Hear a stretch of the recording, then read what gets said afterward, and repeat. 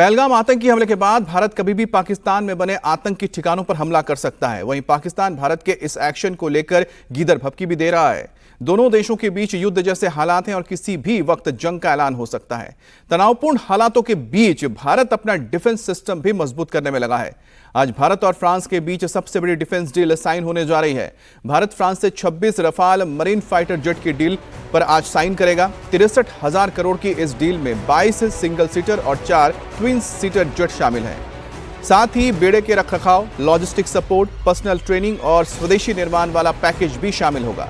भारत ने 9 अप्रैल को government to government deal के तहत पीएम मोदी की अध्यक्षता में कैबिनेट बैठक में फ्रांस के साथ 26 रफाल मरीन लड़ाकू विमानों के लिए सौदे को मंजूरी दी है और ये सभी 26 marine Rafale jet INS Vikrant से ऑपरेट होंगे और मौजूदा MiG-29K के बेड़े का सपोर्ट करेंगे। भारत की इस डील से पाकिस्तान खौफ में है क्योंकि पहलगाम हमले के बाद भारत ने आईएनएस विक्रांत को अरब सागर में उतारा है।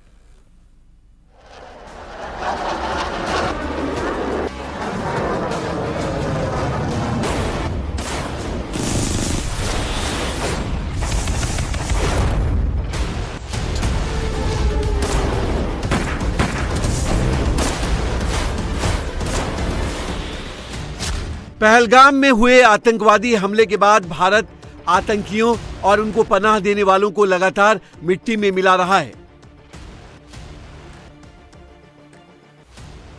भारत के इस एक्शन से पाकिस्तान में डर का माहौल है।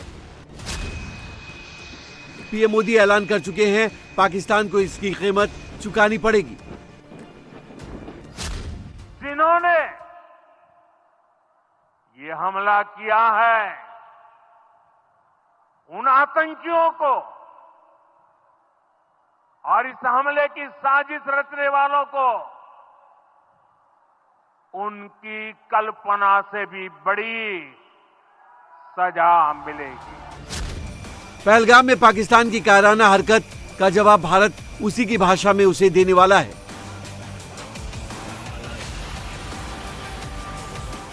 Air strike, surgical strike, missile attack और समुद्री नाकेबंदी भारत किसी भी रास्ते में पाकिस्तान के वजूद को खत्म करने की ताकत रखता है और अब भारत अपनी सेनाओं की ताकत हर दिन बढ़ा रहा है।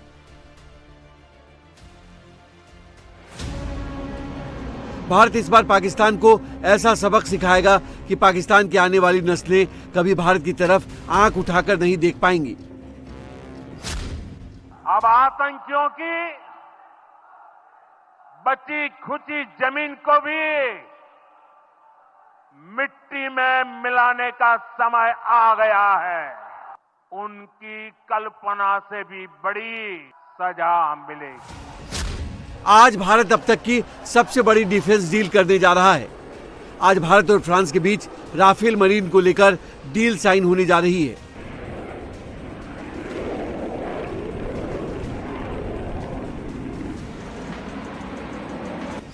इस डील में भारत फ्रांस से 26 राफेल एम फाइटर जेट विमान खरीदेगा। 63,000 करोड़ का यह सौदा भारत और फ्रांस के बीच सबसे बड़ा रक्षा सौदा है। इस डील पर आज रक्षा मंत्रालय के बड़े अधिकारी और भारत में फ्रांस के राजदूत साइन करेंगे। इस सरकारी सौदे के साथ ही कुछ और भी समझौते होंगे। ये समझौते फ्रांस की रक्षा कंपनियों के साथ किए जाएंगे। सूत्रों की माने तो इस डील से पहले फ्रांस के रक्षा मंत्री सेबेस्टियन लेकॉर्नु और भारत के रक्षा मंत्री राजनाथ सिंह के बीच वीडियो कॉन्फ्रेंसिंग के जरिए मीटिंग होगी। इस सौदे में 22 single seater, 4 twin seater jet, बेड़े का रखरखाव, लॉजिस्टिक सपोर्ट, पर्सनल ट्रेनिंग और स्वदेशी निर्माण वाला पैकेज भी शामिल है।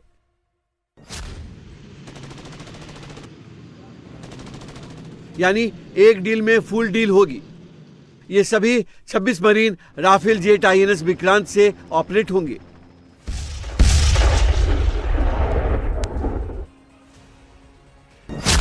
राफेल मरीन फाइटर जेट की खासियत की बात करें तो ये 15.27 मीटर लंबा, 10.80 मीटर चौड़ा और 5.34 मीटर ऊंचा है। इसका वजन 10,600 किलो है। इसकी रफ्तार 1912 किलोमीटर प्रति घंटा है। राफेल एम की रेंज की बात करें तो इसकी रेंज 3700 किलोमीटर है। ये 50,000 फीट ऊंचाई तक उड़ता है। राफेल मरीन भारत में मौजूद राफेल फाइटर जेट से एडवांस है। ये फाइटर जेट आईएनएस विक्रांत से स्की जंप कर सकता है। ये बहुत कम जगह पर लैंड और टेक ऑफ कर सकता है। इसे न्यूक्लियर प्लांट पर हमले के नजरिए से भी डिजाइन किया गया है। पहलगाम हमले के बाद भारत के कड़े एक्शन से बौखलाए पाकिस्तान ने अरब सागर में फायरिंग ड्रिल शुरू की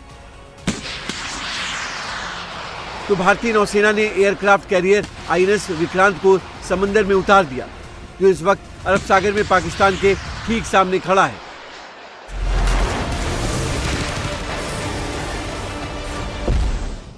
जिसके बाद पाकिस्तान के नेता अफसर गीदड़ भभकी देने में लग गए। अगर हमारा पानी बंद करेंगे तो फिर जंग के लिए तैयार हो जाएं। ये जो गौरी, शाहीन, गजनवी, ये चौकों में सजाने के लिए नहीं हमने रखे हुए, ये हमने हिंदुस्तान के लिए रखे हैं बाबा। ये जो 130 एटॉमिक हमारे पास वेपन है, वो हमने सिर्फ मॉडल बनाने के लिए नहीं रखे हुए। और आपको पता ही नहीं कि हमने पाकिस्तान के किस किस हिस्से में रखे हुए हैं। ये दुनिया भी जानती है, आप भी जानते हैं, वरना आप तो इतने मक्कार बनिए हैं कि अभी तक पाकिस्तान के ऊपर कई दफा हमलावर हो चुके होते। आपने बड़ी दफा कोशिश की, लेकिन जब आपको पता चला कि हमारे शाहीन जो है फिजाओं में आ गए हैं तो आप भाग गए।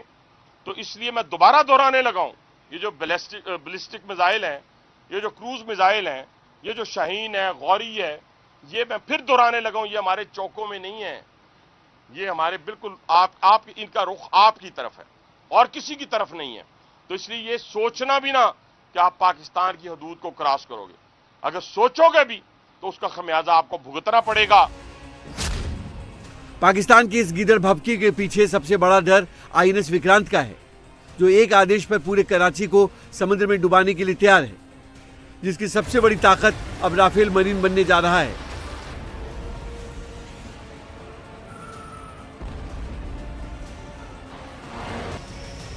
लेकिन पाकिस्तान में बैठे अफसर वहां लोगों के बीच में झूठ का नया प्रोपेगेंडा फैलाने में लगे।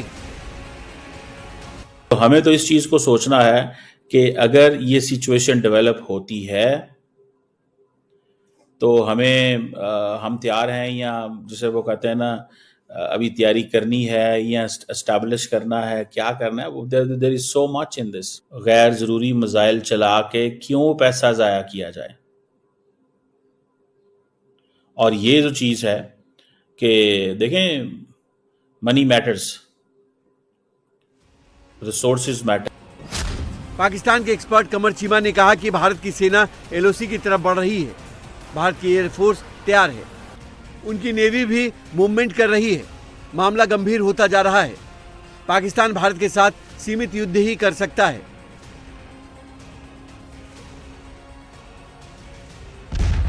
पाकिस्तान भारत के साथ लंबे समय तक चलने वाला युद्ध नहीं कर सकता है, क्योंकि हमारे पास उतना पैसा और हथियार नहीं है कि हम भारत के साथ लंबी वॉर लड़ सकें। पाकिस्तान की हालत इस वक्त ऐसी है कि वो बस गीदड़ भभकी से ज्यादा कुछ नहीं कर सकता है। यही वजह है कि वो भारत के एक्शन के बाद पूरे पाकिस्तान की सुई सिंधु जल समझौते पर अटक गई है।